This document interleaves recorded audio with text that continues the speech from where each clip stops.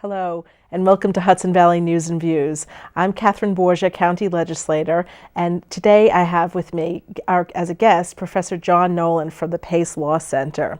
Now, John is a very distinguished professor at Pace Law School, but he's also got a specialty, which is that he is the counsel and director of the Land Use Law Center at Pace, right, and a founder of the Pace Law. Yes, 20 years ago this year. Excellent, excellent. Yes. So we're going to talk about some sustainability issues in land use planning, but why don't you begin by telling us the story of how the Land Use Center came about? Well, we have parallel histories, actually, because you've been on the village board, you've been town supervisor, you've worked with Assemblywoman Galiff at the state level, Correct. and now you're at the county. And our Land Use Law Center is set up to work at the village, town, city, state, and county level. We do a lot of things with local government. And the story of how it got founded is sort of interesting, because clear back in 1993, President Clinton had his Council on Sustainable Development. And they came to us and they said, would you look at the Hudson Valley and how it's progressing with respect to development, and tell us, in 50 years, will it be sustainable? So we formed, of course, a advisory group, and we looked at how the valley was developing, and we realized that in 50 years, the Hudson Valley would go from 70% open space to 30% open space if we continued to develop it the way we were developing it back in 1993. So we declared that to be not sustainable, and then they asked us what we would do to correct that, and we said, train local officials, work with local government. So we now have the oldest, largest, and we think most successful land use law center in the country, and we have about 40 students working with us, staff of 6 or 7 attorneys, and we're at work on a variety of different projects, mostly in cities these days, trying to help cities get ready for the new population that's coming their way. So how did you define sustainability back in '93? What did that mean? Well, that's very interesting, because we thought we were dealing with smart growth in 1993. And it was President Clinton domestically who popularized the notion of sustainable development. And of course, everybody said nobody knows what it means. It means whatever you want it to mean. And now we have got such a precise definition of sustainable development. But back then, it basically meant developing in the right places and conserving those places that are environmentally fragile and environmentally significant to the population. Yeah, so you mentioned that I've been involved in local government for a while now, and I know that one of the issues that always comes up when you're looking at any type of development in municipalities is to look at the environmental impacts, but we've sort of expanded our definition of what sustainable means at this point. So, oh, really, we have. We're talking now about, one of the things we just did was get together with the United States Green Building Council, the USGBC, which some people know about because it created the LEED rating system, and there's all the rage now to have green buildings and certified LEED certified buildings. Well, USGBC worked with the NRDC and the Congress for New Urbanism on a new certification system called Sustainable Neighborhoods, LEED ND, Neighborhood Development. And we have translated their 400 pages of credits and prerequisites into zoning and planning language for local governments that want to create sustainable neighborhoods. So we're at the point now where we have so much definition. I mean, the heights of buildings and the widths of streets and the greening of the infrastructure in neighborhoods and on and on. It's a very, very well-defined field. And we now know what sustainable development really does mean. Yeah, yeah. Well, let's talk about a little bit about the work that you've been doing, over the past several years, looking at the impacts of climate change and how it relates to how we should think about development and what we should be looking to for the communities of the future.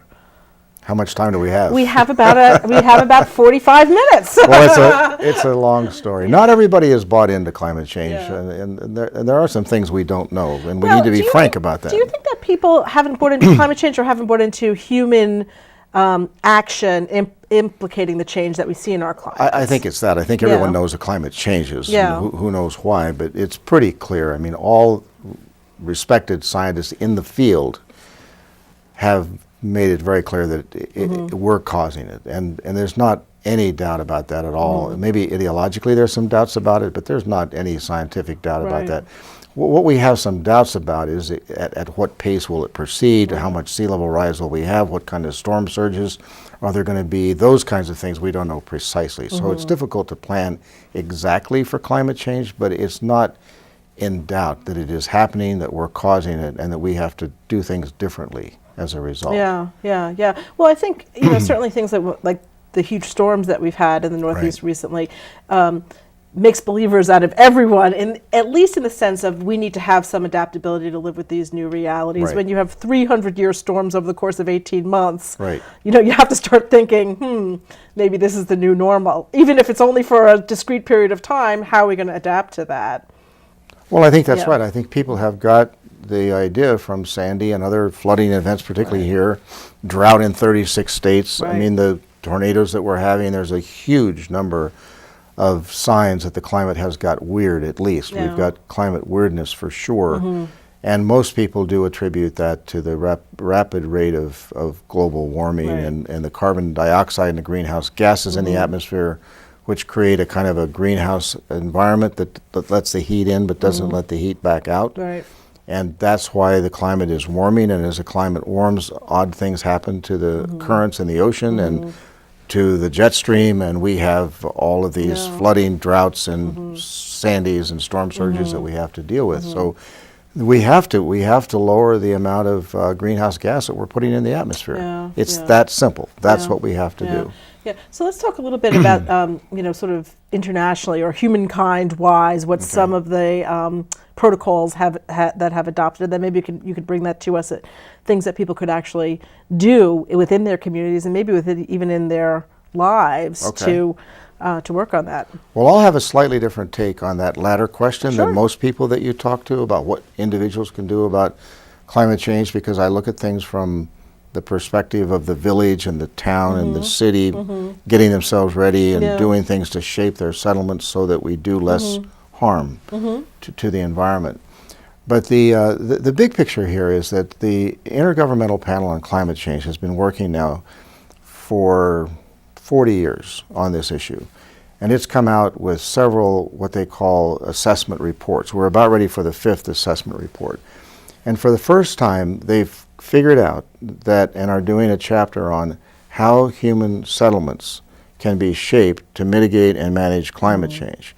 And from my perspective, that's what Clinton got us started thinking about, and that's what we've learned about. That's what the sustainable neighborhoods is all about, that we can bring people into livable environments in ways that cause them to make less of an impact on the climate than this sprawling development pattern that I mentioned that's going to take us from 70% open space to 30% open space.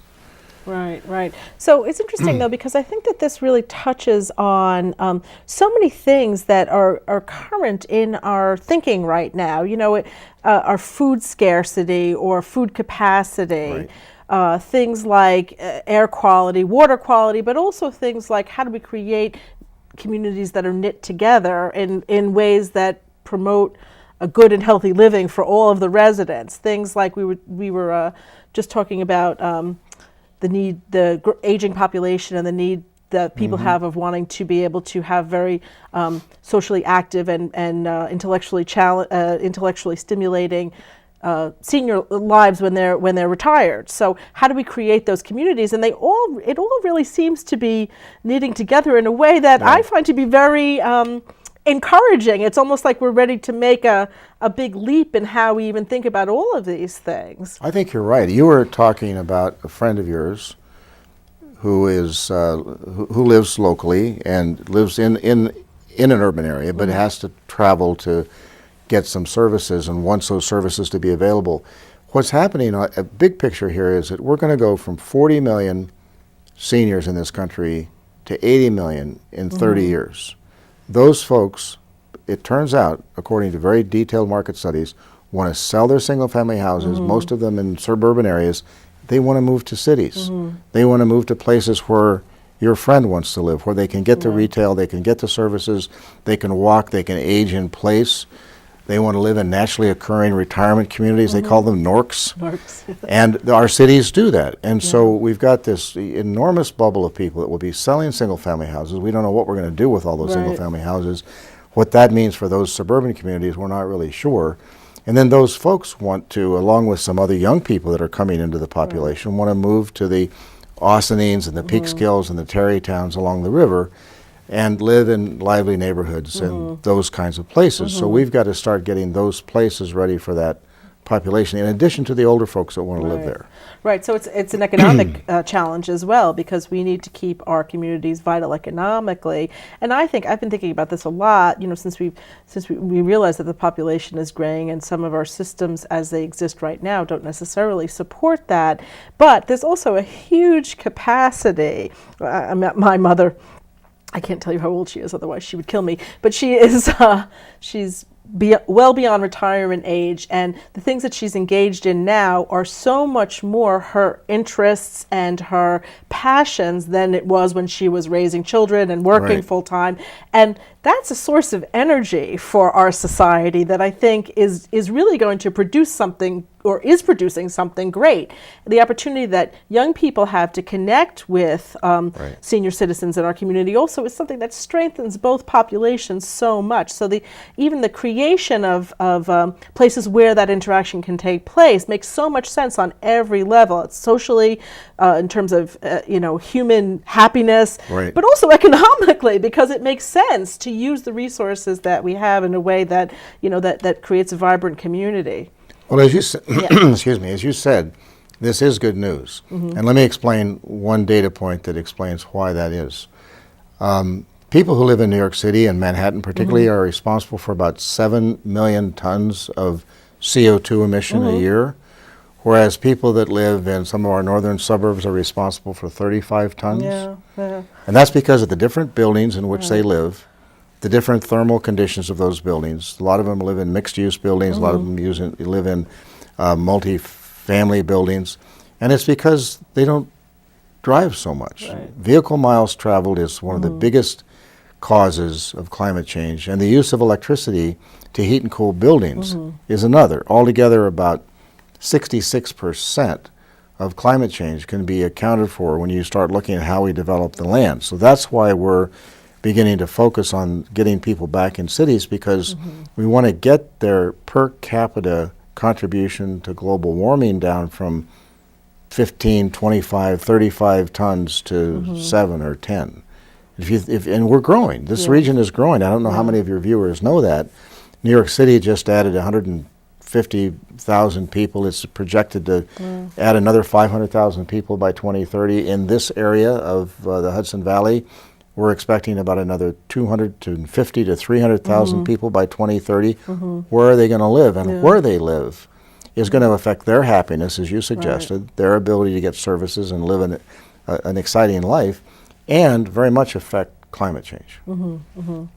Yeah. So I don't really, I hadn't really read what the reasons for that growth is, but my guesses would be that because this is an attractive area to live and work, and because there are opportunities here. Now, I know I was engaged a little bit with the regional council that was looking at some of these things, and I actually happened to sit in on a few of the meetings about transportation. And I guess what has happened that is not exactly sustainable is that because home prices were and are expensive, relatively speaking, the closer you get to New York City, of course, people were living in counties further north or across the river, and that added so much commuting and travel time. So that that transportation as a big contributor to our greenhouse gas issue. So what's the answer to that? Well, that's a good question. I mean, we are spending a lot of our time and our students' research time looking at what is called transit-oriented development. If you think about Metro North and about the 3 lines that we have running through Westchester and on up into Putnam and Dutchess County and Connecticut, we have a wonderful set of train stations with bus stops that connect them and connect people to neighborhoods. And that is an opportunity for us to be able to develop a lifestyle and a type of commuting that cuts way down on climate, CO2 emission, the effect on climate, and on the use of gasoline, the cost of gasoline. We can cut down the amount of transportation. Some people are paying 20 to up to 30% of their budgets for transportation. Yeah. They're sitting in their cars for hours a day. And so we're beginning to see that we can put people near train stations, sometimes jobs near train stations, get them to live near their jobs, and to live with much more of a positive effect on the environment, as opposed to putting them out where they use 125 gallons of water a day and where they cause a lot of impervious surface to be built and runoff and flooding and all of the things that happen to the environment as well as to climate. Yeah, yeah. It's interesting.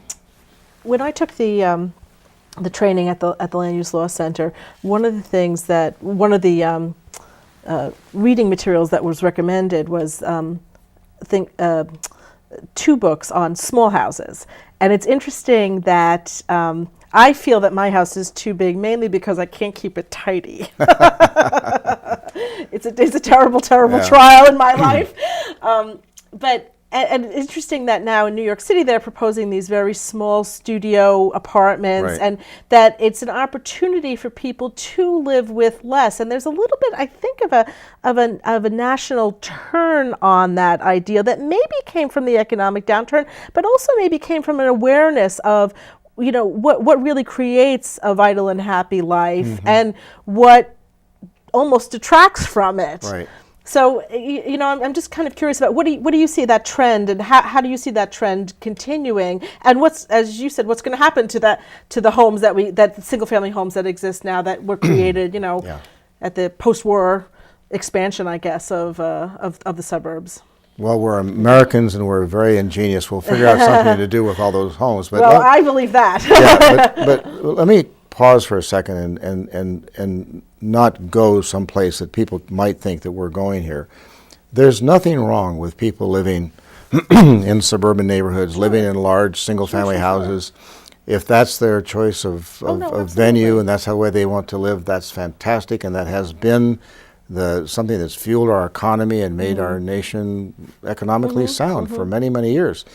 We're not telling people that they have to adopt a different lifestyle. It's that the population that we're getting, we're going to grow by 100 million people in this country. That's why this region is growing, not because we're attracting population necessarily, but there's just this organic growth of population. 100 million people new people by 2040.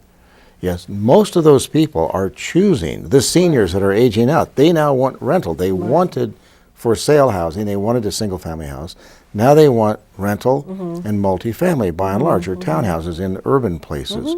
The younger people that are coming along, this is the market for the micro units for as little as 350 square feet, which is, I can't imagine that, but some young people think that's great because their living room is the street. Right. And their recreation is the park, and they come home at night and they use their microwave and they get up in the morning, they put on a clean shirt and they're out in their environment. So a lot of people are asking for less space to pay for, less space to heat, less space to cool, lower housing costs. And we're seeing now that Mayor Bloomberg has started this, the Citizens Planning Council in New York City is pushing it, that we're starting to develop entire buildings of micro units for people to live in, because not because we're social engineering, but because there's a demand for it. The demand is, And I think that if you think about Austining, you think about Peekskill, and you think about Beacon, and you think about Tarrytown, we have that same phenomenon beginning to happen. And I think that we're going to see a real challenge and a real opportunity to turn some of our existing lots and buildings and old commercial spaces into some pretty interesting livable spaces for this new demography. Well, I agree with that. I think, you know, I think historic trends have often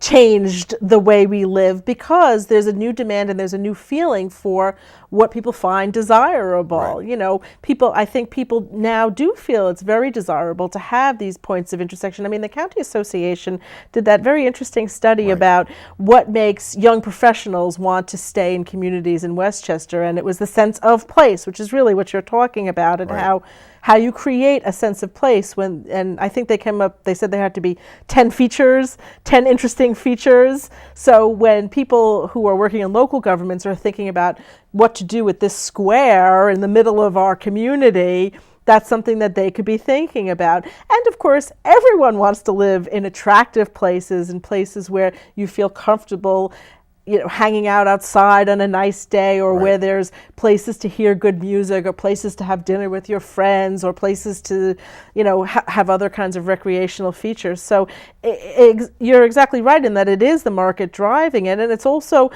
sort of a change maybe in what people want. So of course the market has to adapt to that, and that's the American way, right? And it's very exciting because, you know, a city like Yonkers, fourth largest city in the state, and it has had some tough times. But if you go to the riverfront and the downtown in Yonkers and look at what's happening, nobody knows this, but that city has been sparking revitalization now for well over 10 years. Hudson Park is right there at the train station.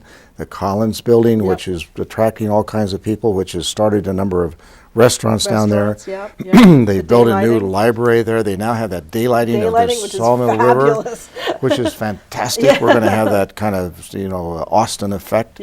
And people are flocking to places like that. I mean, it's if you look at it over a 10-year period, they're flocking. Right. But that momentum is beginning to build, and we're doing some work with the city of Mount Vernon around its train stations, trying to think about transit-oriented development neighborhoods on Mount Vernon West and Mount Vernon East. And there's a lot of potential there. There's a whole railroad cut in downtown Mount Vernon. We're working with New Rochelle on its comprehensive plan. New Rochelle has a policy that the City Council adopted of putting 95% of all their future housing units within a quarter-mile walk of a bus stop or their transit stop. Imagine that. How much that's going to create vital, livable neighborhoods, pull that community together, lower costs for people, have less environmental impact, be much more favorable to climate. White Plains is doing a wonderful number of projects. If you look at the cities, Peekskill is leaving here to go to one of your nice places after we get done tonight. I love coming to Peekskill now. Peekskill's a very exciting place. And we're working very, very hard with Newburgh, which has really been a problem over the years. And there's a lot of hope for that city, and Poughkeepsie and Beacon. So I think that this new population is going to fuel that. We just have to be very careful about doing it in a way that's receptive to the new population and is also respectful of the people that have lived in these communities. We can't have rampant gentrification. We need to take the old building stock and keep it as a place for people to live who've been there, renovate it, give them decent places to live, create neighborhoods that other people want to move into, create tax base. I mean, you're as a student and active participant in government, I mean, what's the number one issue? It's tax base. Right? All of this is about tax base from a governmental finance perspective. Yes, and I think it's also about creating opportunities. I think government always has to try to create opportunities as well. Well, interesting, you know, in our river towns, especially, you know, in Westchester and up further north, as you mentioned, we have so many beautiful old buildings that are just you know, they add to the charm and the character, and they're wonderful to look at, and I think, you know, as industry changed and moved away from this area, there's an opportunity there too. I know we are always looking at, in our local communities, about what's the adaptive reuse, and actually it's like a little bit of a parlor game. Whenever I'm with friends, we always think about, oh well, the Puchere building should be this, and this building should be this, and we try to, you know, imagine what all the different uses can be. So I guess I'm curious, what are the things that municipal governments should be looking at to create that correct balance as we move forward into this new demographic and into this new reality? Well, this may sound like a non sequitur, but before we went on the air, you were talking about one of your previous guests talking about mental health. Yeah. And I think that where we live and the place that we live in and how that place takes care of us and what it looks like and how it feels to us is definitely bound up in our sense of place and our sense of who we are and our place in history. Right. Yes, and you've put your finger on a very important thing. We need to respect the history that we've grown out of and the neighborhoods that our parents and grandparents grew up in, and we've kind of ditched them. We've ditched those old lovely neighborhoods and places where people could walk from one house to the other and where there were connected streets and where there were front porches and there were conversations going on. We've created gated communities. We've got 80 million people living in gated neighborhoods with none of that. And that is all now an older culture. We're now moving back to these things that you're talking about. And it's really rediscovering those things that previous generations built and that this country was founded on. And I think that's what we're looking at. You mentioned 10 things that some of these folks are looking for that the Westchester County Association was talking about, bringing people back to some of our urban places. And I think you can begin to tick those off yourself. We want to walk to places that we need to shop. We want to be able to go outside and have convenient access to the services that we need. We want to be able to get to a park. We want to go to a train. We want to be able to walk by a number of kind of neat places as we walk, and it has to be a hospitable walk. Right. Well, that's an interesting thing too. I mean, I know that especially in our Hudson Valley communities, many of those communities have challenges because of the topography, that it's hilly. But it's interesting how this really everything ties together. This is a project that I know local PTAs have been working on for a long time, which is walk to school. How do we create a safe atmosphere for our students to walk to school? And I don't mean safe in terms of crime, because thankfully our communities are there's not a significant crime issue, but it's dangerous. It's dangerous to cross some of our streets. Our sidewalks are there's not complete sidewalks from one place to another. But the reason that the PTA, I think, is very interested in these walk to school or walk to school, walk to work weeks is also that it gives our children a sense of independence, exercise, freedom, discovering the community, and connections. Because if you walk by Mrs. Smith's house every single day, you get to know her. You get to interact with people in the neighborhood, and that's also bringing our communities together. So the urban planning, or suburban planning in our case, really has a huge impact on how these societal benefits unfold. One of the things that the Land Use Law Center is working on that I'm very excited about, and maybe your viewers would want to email either you or me and let us know what they think about this, is what are the criteria that define a sustainable place? If Austenine or Peekskill is going to be rated like we rate buildings or neighborhoods sustainable, what would that city have to do? And walking to school would be one of the things would check off a characteristic of a sustainable place. So we found that there are 9 places in this country that have come up with certification programs, not for buildings and not for neighborhoods, but for cities. And we're starting to look at that. And particularly with respect to how cities do the land use thing. What do their plans say about these matters? What do their zoning ordinances say?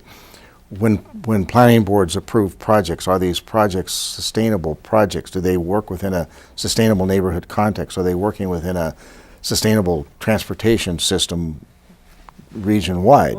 And we can create a certification program, and then the state can begin and the county can begin to provide money for infrastructure and for projects that go to cities that are making themselves sustainable. And you begin to get this movement towards sustainability that becomes more and more rapid because our resources are being invested where there's cost efficiency, where there's environmental efficiency, and where there's equity.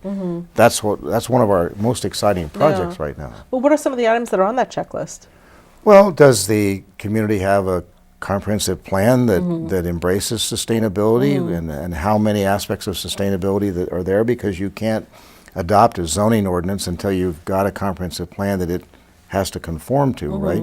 And then do we have zoning for compact mixed-use development? Do we have zoning for transit-oriented development? Do we have these features that we've put in this new guidebook? Do we have sustainable neighborhood zoning in our community? What does the development look like that's coming on board under the zoning laws of the community. Is it energy efficient? Is it close to train station? Does it have in it retail and services so people can walk short distances to get what they're looking for, like your friend? And so we're coming up with a huge number of criteria, and we're going to try to get local governments to adopt those, county governments and state and federal governments to reward the cities that are going to be doing that type of thing, because it's going to save us so much money, and it's going to keep people on the street, on their feet, much healthier, walking through places that they love and enjoy. Yeah, it's interesting that you mentioned the different levels of government, because of course with all of these things you have to have cooperation and collaboration between all the different levels of government. Now that I'm at the county level, of course I come from the local government level where, you know, we have home rule, we do what we please with our zoning, but at the county level, of course, you have a different perspective. And I would love to see us at the county level, at the state level, think about things in a broader regional way, so that we do have efficiencies of figuring these things out. Number one, sharing solutions with each other, but even sharing resources with each other to make things like, to make commutes easier, to allow for people to live closer to where they work, to create the types of housing that supports a sustainable community. So I think maybe that's my challenge, to try to figure out how to facilitate that. I mean, Westchester County's always been pretty advanced in terms of the planning guidance and resources that they offer. I mean, I recall while I was town supervisor that Westchester 2025 talked about a lot of these regional ways to achieve this. So, what do you think our next steps are with respect to this? Well, it's a delicate dance, and maybe this is a law professor in me, but I think we have to be very careful in our country that we don't do this. It's got to be one or the other sort of discussion. It's, the home rule is a terrible thing because we're parochial and we're messing up the region, or we have to take home rule away and take that democratic tradition away from local people. I think we're smarter than that, and I think we have to embrace local democracy, and I think we have to embrace home rule, but everybody's smart enough to know that Austining can't do this on its own. It's not a transportation system, it's just got a train stop, right? It's not a watershed, it's just got a bunch of pavement, and all that stuff runs downstream. Somebody else has to deal with it. So the county government gets very, very good grades over the last several county executives and planning boards and the current planning board and planning department. There's been this tremendous commitment to helping think things through and to encourage cooperation without requiring it. Maybe we've got to do a little bit more persuasion on that level. Right now, this is the time in our state's history where we're beginning to get sound regional planning. We've got regional economic development councils and strategies, and we have a regional sustainability plan which was put in place last week. And these are plans with real objectives and real principles and real illustrative projects that if local governments want to do those things, they're going to be rewarded with state funding. So we're beginning to get that, and it allows local governments choice, but says, look, if you're going to spend state dollars, we don't want to gobble up 70% of the open space. Well, I agree with you. I think that it is a delicate balance, and I'm not suggesting that home rule is a bad thing. I'm in no position to do that, especially. I kind of knew you weren't. That wasn't meant for you. But I also feel that for a lot of communities, it's not because there's lack of will. It's really more because there's lack of either resources. Local communities run on shoestring operations, especially now. So oftentimes there's not the opportunity, not because there isn't talent, but because there isn't enough time or space within the services to think about that in the big picture way. So that's where I think the sharing of services really makes a tremendous amount of sense. Let's talk about some of the organizations that actually exist around here and how communities are working together. So, well, Historic Hudson River Towns is a wonderful group. It's been through some changes over time, but it was one of the first coalitions of local governments that got together and said, this whole thing about us sharing all these tourist resources and the transportation programs that we have and the different venues that we have for people to come and enjoy our communities. We need to plan this together. Bob Elliott, when he was mayor of Croton, really it helped to initiate that. And the predecessor in the town supervisor role, John Trevocas, was also such a huge fan of that organization. Wonderful president, wonderful advocate. Right, and John was completely wedded to that, and he was a home rule guy, right? So there it is, right? The town of Ossining needs to maintain control, but you don't have control over so many things when you've got a few square miles, and a big watershed and a big train shed and a big economic market. You don't have any control really over these things. So smart people like John and Bob have been doing this kind of thing for a good long time. We just need to get better at that. Right. And the Historic Hudson River Towns is now looking at the sea level rise issue, the storm surge. They're looking at the post-Sandy effects. What are we going to do about these kinds of things? They're really trying to get information with small staffs. You need to have organizations like that define issues. We have a mayor's redevelopment roundtable that we run. We have a meeting tomorrow morning, actually, of those mayors. And we've been meeting with them for five years, identifying common issues and then doing work with their staffs on solving those issues, coming up with strategies, doing best practices nationwide, figuring out how to do these things, because no single city has enough staff to figure out how to solve their current 12 problems that have to do with revitalization. So our work up in Newburgh is funded by the Ford Foundation. We're doing a tremendous amount to help Newburgh figure out how to remediate its distressed properties. And once that is beginning to work, then Newburgh can explain that to Poughkeepsie, and they can explain that to other communities that wanted to do those kinds of things. We just have to get better at that type of thing. And there's a lot of good work being done now on that score. Right.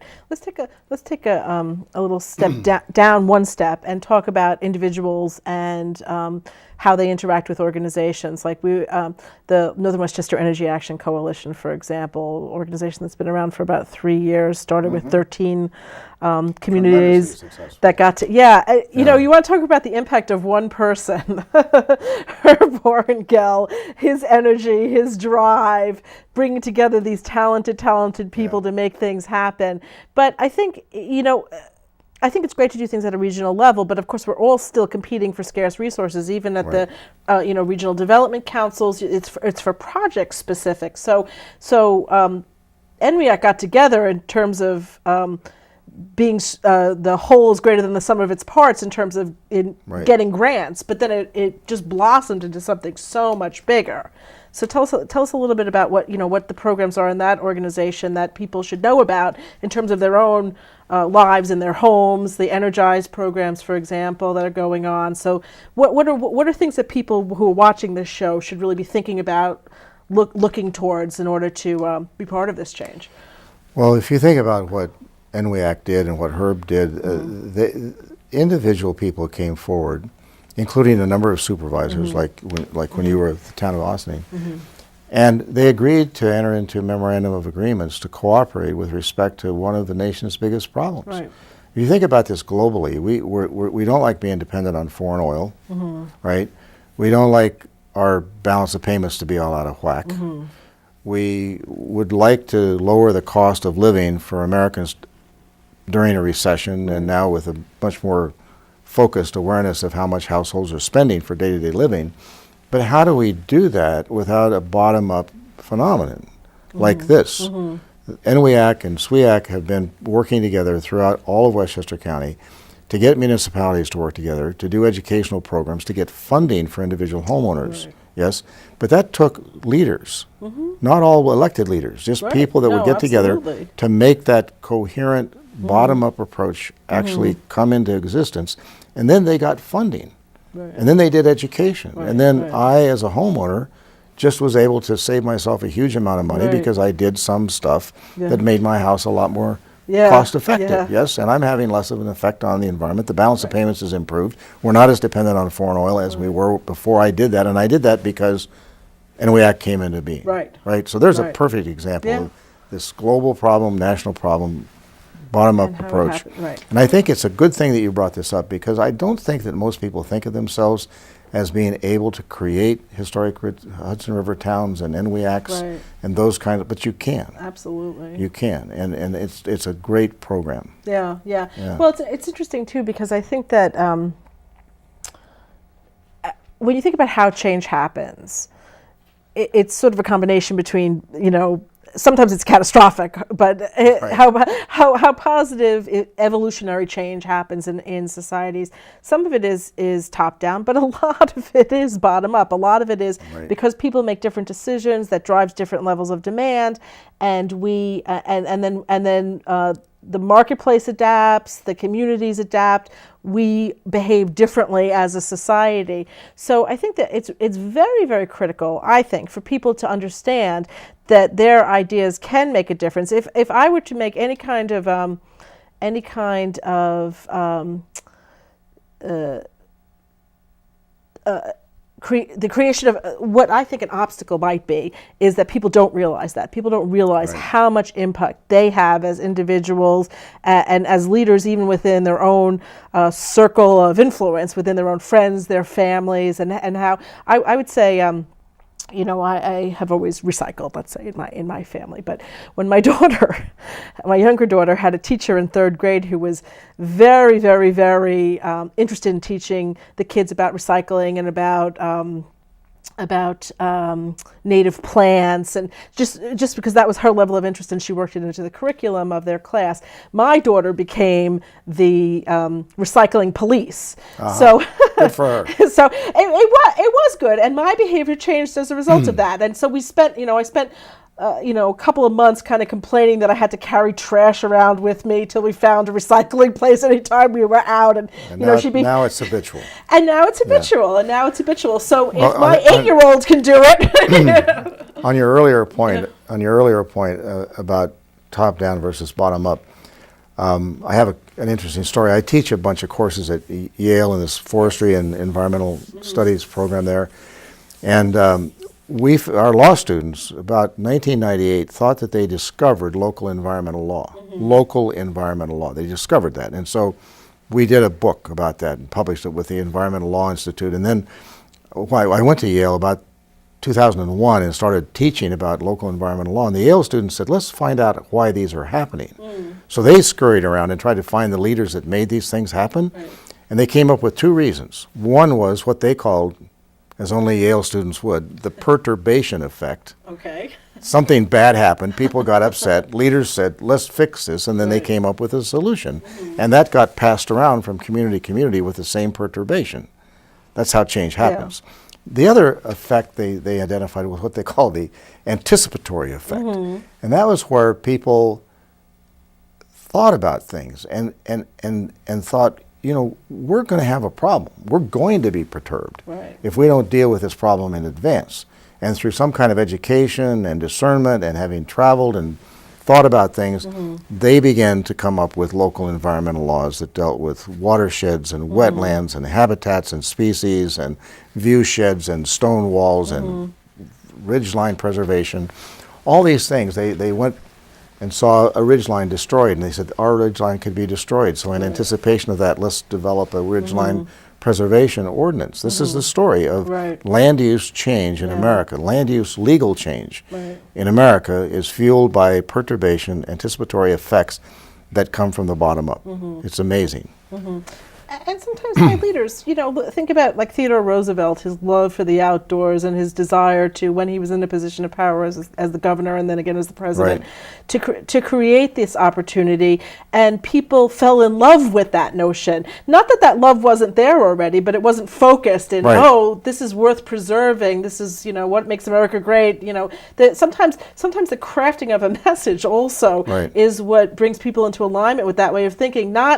It's not coerced out of them, but it's just a realization that this is important. This is where we should be looking. So in terms of sustainable planning, where should we be looking? What's the way to not be perturbed 20 years from now when we're looking at our local communities? Where do we go from here? Yeah, my comment on this is sort of a law professor's comment as well, which is disappointing, but I'll try to be more dramatic in a minute. We have to be aware of the fact that the population is growing. For every 2 or 3 people, we've got a household. For every household, we need a new place. And we got to build something like 80 million new homes for these folks. And we've got to build a lot of commercial square footage for these folks. And we have to capture our existing spaces much more efficiently as we do this. We have to make our urban places more attractive. We have to get urban pioneers, old and young, urban pioneers who say, damn it, I'm not only going to live in this place, but I'm going to make this place better. Right. And if we do that, it's going to take the development away from where the critters are and where the landscapes are and where the parks and the open spaces are and where we're sequestering carbon dioxide through the forests and the landscapes and the meadows that we have. And it's a natural phenomenon. It's going to happen. We have people coming into our population that are oriented toward living in these places, but what the key thing for the environment, for climate change, for livability, for obesity, for health, for walkability, all these things that we're talking about, getting people really excited about cities again and urban neighborhoods and making a commitment to them and sticking it out and making it happen. I think that's the number one thing that individual people can do. Individual people can definitely do that. And I think also one of the things we have a chance to, it's sort of Cities 2.0 or Cities 3.0, where we're looking at making cities that exist to create all these health and societal benefits, but also we don't want to fall into the traps that when cities were in the process of dying in the 70s or the 60s, right. The things that went wrong there. So you can sort of anticipate.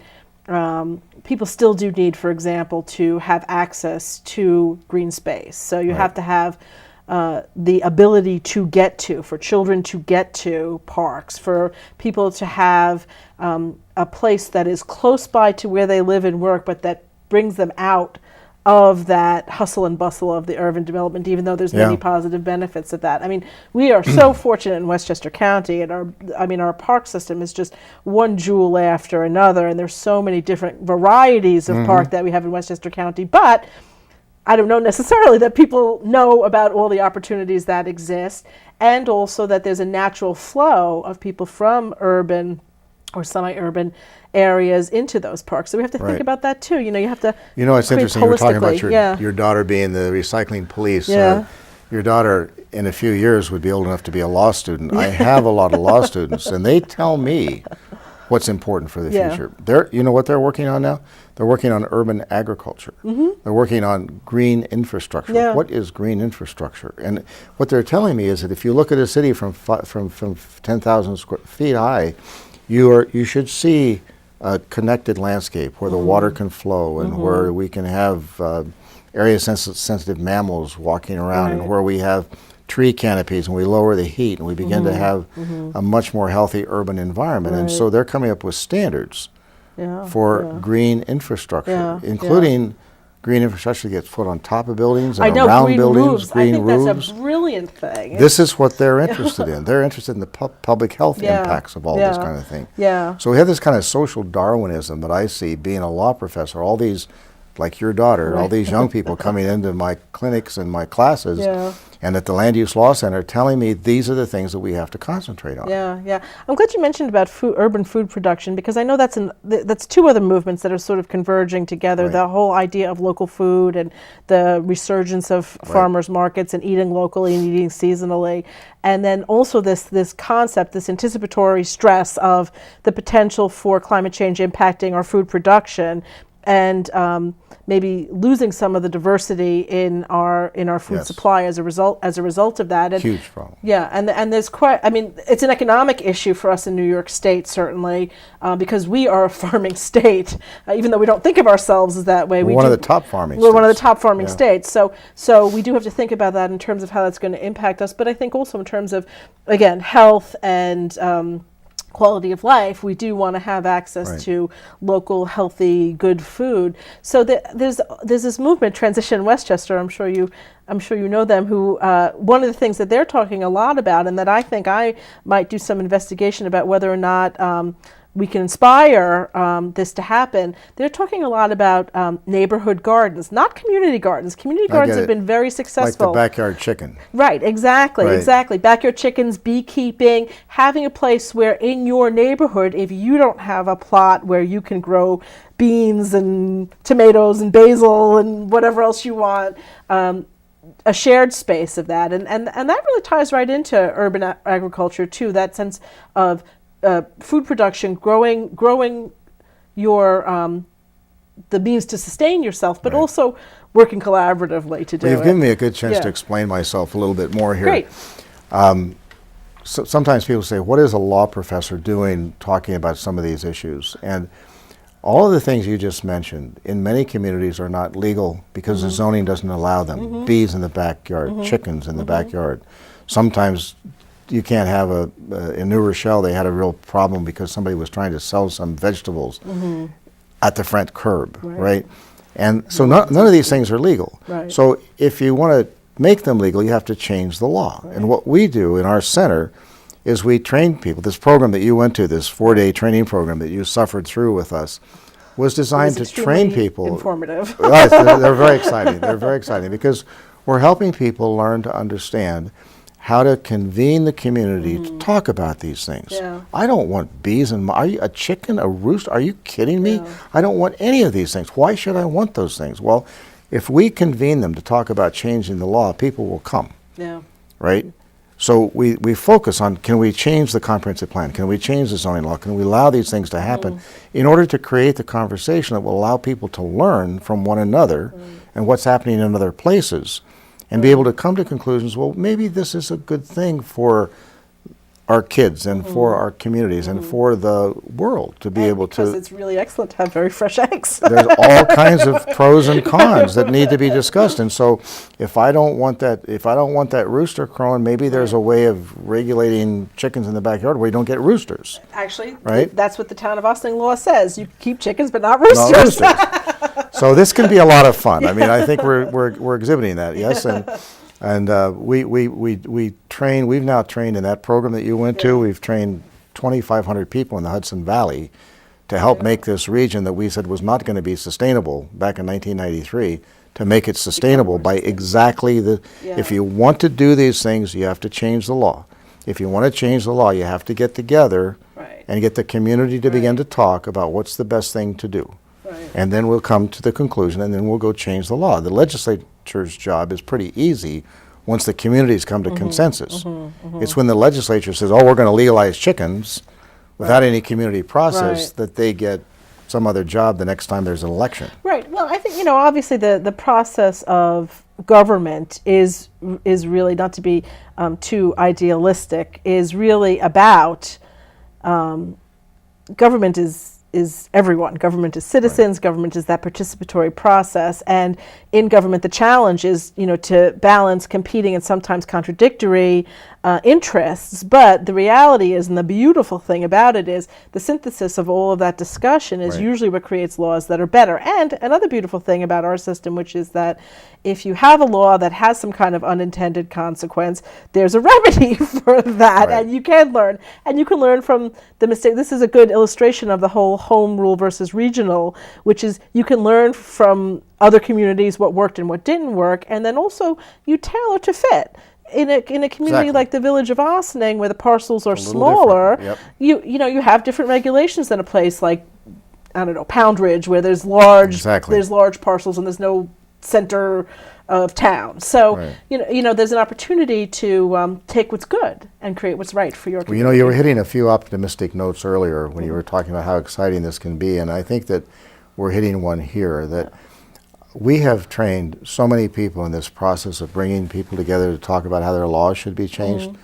I don't think I've ever heard one of our trained leaders tell us that the process didn't work, Yeah. that people didn't come, that people didn't want to cooperate. They Yeah. didn't come to fight with each other.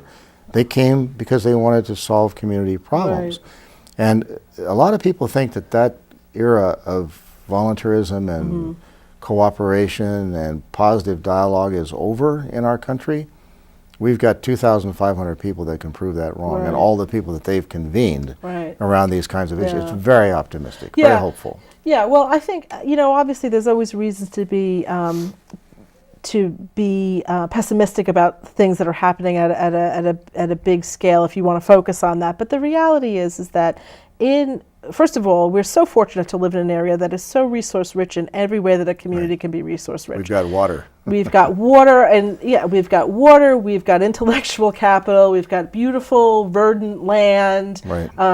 We live next to the most vital economic metropolis that exists in our nation. So there's many, many, many reasons to be optimistic, and there's no reason why. And we've got a lot of good people of goodwill who want to see the community survive and thrive, and who welcome the opportunities that come with the changes that we're talking about. So I feel like there's a lot of reasons to be optimistic. I mean, coming from the very local government that I do come from, I guess I don't even think fighting is bad, because I think sometimes a very healthy exchange of ideas allows people to express their fears and worries, right, and allows you to identify what the issues are and what's lying beneath their fears and worries, and tweak those issues. One of the best things about running for local office, and right now it's at the end of March, and I'm going to begin doing this next week, is knocking on people's doors and talking to them. It is the most it's an experience that I'm the most grateful for out of almost any learning experience I've had in my life, because people are so interesting, number one, and they have really good ideas, number right, two, and they are very anxious to jump on board and be part of something positive. Well, and your point that. about fighting is a very good and astute point as well, that lawyers have the reputation of just being litigators and creating these fights that one wins and one loses, and then there's a lot of spoils around the edges and a lot of wasted legal fees. That we have that reputation, only very partly deserved, because lawyers are dispute resolvers, and one of the things that we do in our law school is teach dispute resolution, and one of the things that we do is engage that fight in a way that creates a positive outcome for both parties, and that doesn't happen most of the time when you litigate. It doesn't bring people together in a creative conversation about how that dispute might be resolved to the benefit of both, or at least with minimum damage to both, yes? So my son, for example, runs a dispute resolution program at Vermont Law School, and he is training a whole generation of students about how to manage what you call fights, we call disputes, how to manage those disputes in a positive way. And lawyers have been doing that for centuries. That's what lawyers are supposed to do, and that's what politicians, in my view, should do. So when you go around from house to house and you talk to people, you're getting them to come out and give you their negative comment and give them something to get engaged in, right, to help resolve that community conflict. Well, I think, just to sort of wrap up our conversation, I think that one of the things that I feel is optimistic, not only the fact that, we have the resources in place and can make some smart decisions going forward and are aware of our need to make those smart decisions, but that there is a lot of hope for the future. I think, you talk about your law students. I'm fortunate to have 2 teenage daughters, and I see that generation of young people as just being so astute in the ways of working together and the importance of interconnectedness. So personally, I think the future's in good hands, and I think we're going to have nice, good places to live too. So why don't you wrap us up with some final thoughts and comments before we have to leave? Our 1 hour did go fast as we predicted. Well, send us your daughters. And we'll turn them into wonderful dispute resolvers, right? And think about the children that you're raising and the older people that you're taking care of, and see if you can't bring them into this conversation, because this is a very positive conversation we're having tonight, Catherine. I'm indebted to you for it. And I think there's a lot of opportunity for all professions and all types of workers to get involved, and all sectors to get involved in this type of conversation. Well, the future is very bright. Thank you very much. You're very welcome. This is a very interesting conversation. My pleasure. So that's it for this episode of Hudson Valley News and Views, and we'll see you again next time. Thanks for joining us.